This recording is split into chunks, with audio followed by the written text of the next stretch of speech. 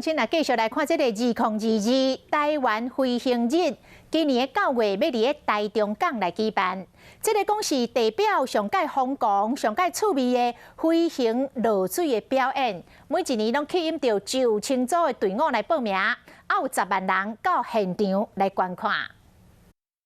看起来真有创意，飞行机敢会飞？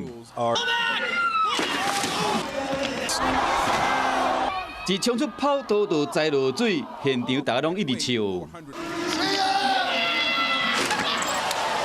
因阁是地面上上趣味的飞行日的活动，为1992年举办头一届以来，已经伫94个都市巡回办168场的比赛啊！来自世界各国队伍想尽办法设计出流线型、筒的型，还是实物的型这飞行器。参加人拼创意，嘛伫拼实力。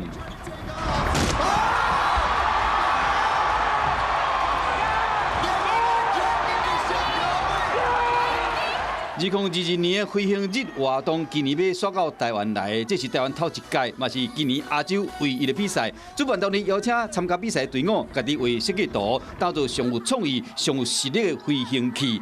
即日起报名，9月18日伫台中港做伙展现成果。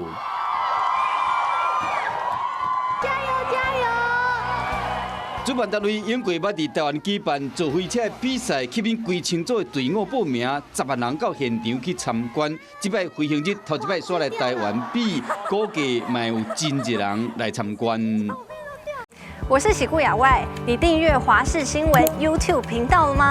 记得按赞、订阅、开启小铃铛，也不要忘记收看华视新闻杂志哦。